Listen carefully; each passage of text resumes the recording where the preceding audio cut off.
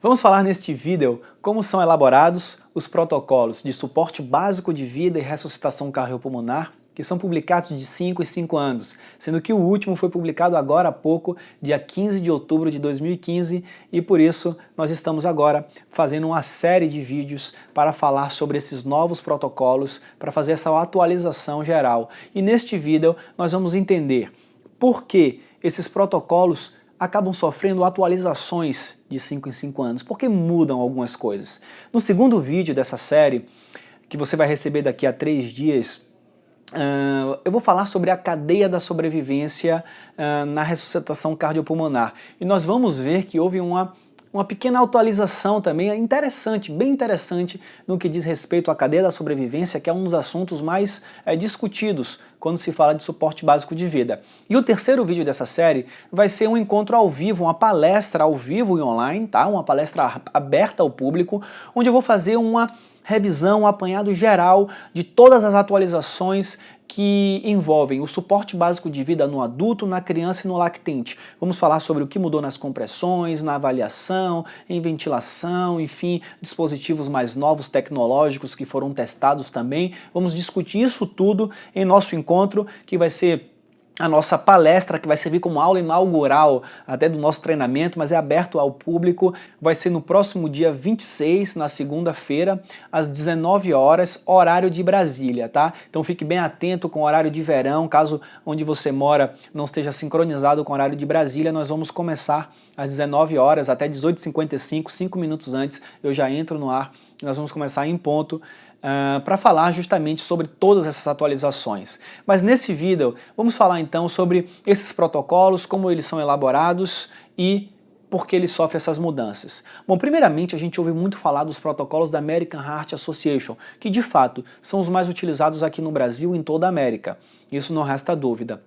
Mas os protocolos da American Heart Association, na realidade, eles fazem parte de algo maior, ele faz parte do consenso, ele nasce a partir do consenso internacional de ressuscitação cardiopulmonar. E esse é um documento elaborado pelo IUCOR, tá? Então o IUCOR é o International Liaison Committee on Resuscitation.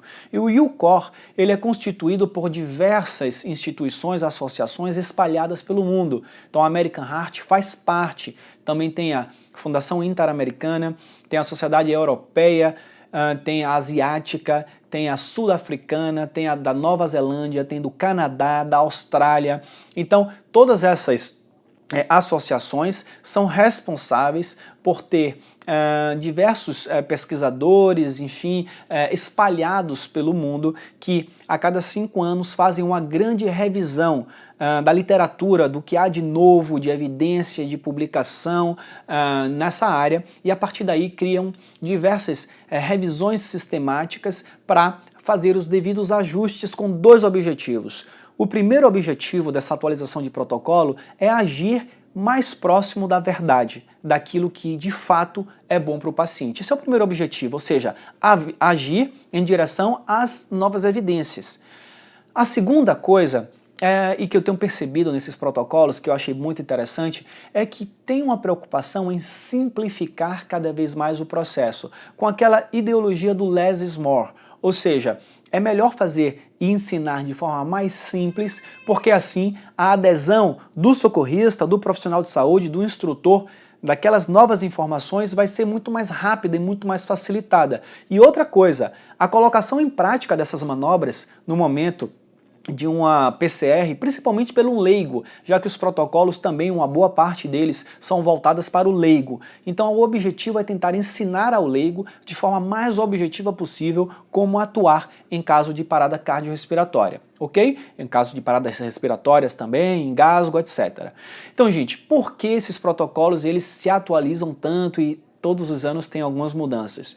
Bom, esse próprio consenso, essa própria atualização 2015, ela nos traz que, ainda hoje, por incrível que pareça, estamos em 2015, mas as evidências na literatura são escassas no que diz respeito à ressuscitação, tá? Então, escassas porque os estudos de grande qualidade, os níveis de evidências não são tantos assim. Então, como você pode ver aqui nessa tabela que está aparecendo, nessa região azul, nós temos em azul escuro representado o nível de evidência A, que são os melhores estudos possíveis. Eu vou aqui simplificar dizendo que uma revisão sistemática de vários ensaios clínicos randomizados seria o ideal para criarmos evidências para nossas ações, seria o ideal. Mas infelizmente, nesse protocolo de 2015, por exemplo, apenas 1% das 315 recomendações que tem lá, apenas 1%, ou seja, 3 recomendações são baseadas em estudos de maior nível de evidência. Isso mostra que nós temos a responsabilidade de desenvolver ciência, de pesquisar para saber de fato o que é melhor para esses pacientes. Lá no topo nós temos esses ensaios clínicos randomizados agrupados em meta-análise. O mais baixo nível de evidência, mas que também é evidência, são os consensos de especialistas. Então, para algumas coisas, não existem evidências diretas na literatura ou evidências fortes, então especialistas naquele assunto se reúnem para determinar, olha, vai ser assim, assim que devemos fazer isso, porque pela nossa experiência nós achamos que isso é mais provável, mas não necessariamente são baseados em evidências de estudo, a evidência do especialista pela sua opinião e a sua experiência. Então nós temos aí essa escala variando do azul escuro, o mais alto grau de evidências, baixando os ensaios clínicos não randomizados, os estudos observacionais que estão aqui com azul mais intermediário e o mais claro que são os níveis de evidências mais baixos que envolvem as opiniões de especialistas. E esses níveis de evidências, eles vão guiar os graus de recomendação das manobras que nós temos que implementar. Então essas manobras, elas têm diversos graus de recomendação, tá? Lembrando que um estudo excelente, um estudo nível A, classe A, uma meta-análise de ensaios clínicos randomizados, ele pode ser ótimo para dizer que o grau de recomendação é o mais baixo possível, ou seja, contraindicar uma conduta. Isso é o que nós chamamos de estudos negativos. Ou seja, nesse gráfico aqui, nessa tabela que está aparecendo ao lado, você pode ver que existem diversos níveis em intensidade de recomendação, sendo o verde o grau mais alto, ou seja, a recomendação forte. Isso significa dizer que o benefício daquela intervenção, por exemplo, desfibrilação, compressões cardíacas na parada, é muito maior do que os riscos. É claro que uma desfibrilação, uma fibrilação ventricular, ela vai queimar alguns músculos cardíacos, alguns miócitos, mas o benefício em reverter essa FV é tão maior que vamos dizer que isso é um grau forte de recomendação. Mas nem todas as intervenções são graus tão fortes, alguns são graus menores. Por exemplo, algumas recomendações que vão fazer com que haja benefício, mas que não seja tão maior assim que os riscos. É maior, é mais benefício do que risco, mas esse é um grau moderado, então nós temos que avaliar caso a caso se vale a pena implementar. Baixando um pouco mais, já no laranjinha, nós temos aqui grau fraco. Fraco significa dizer que aquela intervenção, ela pode ser um pouco melhor ou igual ao risco. Então tem que avaliar muito bem para saber se você vai implementar ou não aquela evidência que indica uma recomendação fraca. E em vermelho, aí, vermelho claro e vermelho escuro, nós temos dois outros níveis, graus de recomendação. Um que diz que não há nenhum benefício, chamado classe 3, ou seja, nenhum benefício, o benefício é igual ao risco, não vale a pena implementar. E um que prova que aquela intervenção é maléfica, traz malefícios para o paciente. Então essa tem que ser realmente riscada das condutas nessas situações. Então isso aqui foi para você ter uma ideia da forma pela qual a American Heart Association se baseia no que diz respeito a nível de evidência e grau de recomendação para relatar, para redigir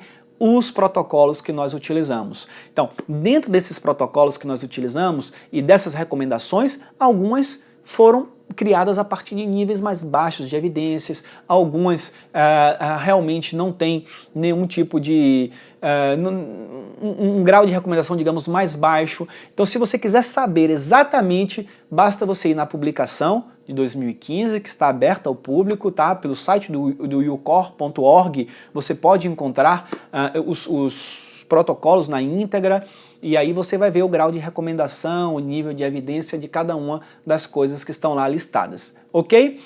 E eu vou te mostrar aqui mais um mais um pequeno gráfico que é só para ilustrar mesmo, mostrando aqui, é muito interessante ver que a distribuição das recomendações, nós temos aqui que as recomendações classe 1, ou seja, forte, elas constituem apenas 25% das recomendações que estão lá no protocolo, ou seja, de tudo que o protocolo recomenda, das 315 recomendações do protocolo, apenas 25% é embasada num grau forte, tá?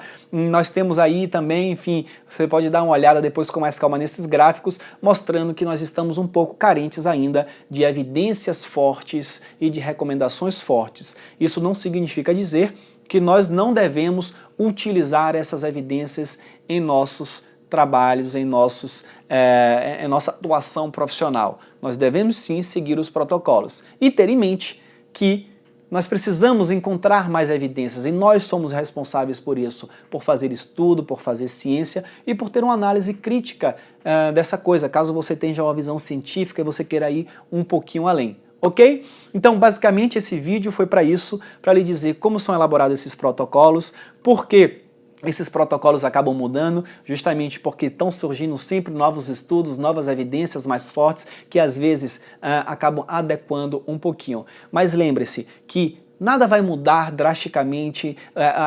O que há de mais importante na ressuscitação cardiopulmonar, nós já sabemos que são as compressões, interromper minimamente as compressões, fazer uma desfibrilação, um acesso precoce, enfim, todas essas coisas não vão mudar. O que mudam são detalhes, e esses detalhes nós temos que estar atentos, principalmente se nós somos multiplicadores, porque nós temos que disseminar essas informações mais precisas, porque elas vão ter maior chance de salvar mais vidas. Muito bem. Nesse momento eu vou lhe pedir para deixar aqui embaixo sua dúvida, seu comentário, porque eu vou estar nessa palestra ao vivo no dia 26 tirando absolutamente todas as dúvidas que surgirem. Não quero que fique dúvida em relação ao que nós estamos discutindo aqui. Então aproveite essa caixa de comentário para deixar lá o seu comentário ou a sua dúvida. E no próximo vídeo eu vou falar sobre as cadeias de sobrevivência. Você viu que eu falei as cadeias, antigamente era uma cadeia no adulto, agora nós temos duas, ter essa novidade. Eu vou falar sobre isso com você no próximo vídeo. Então fique atento no seu e-mail e a gente se vê daqui a alguns dias. Até lá!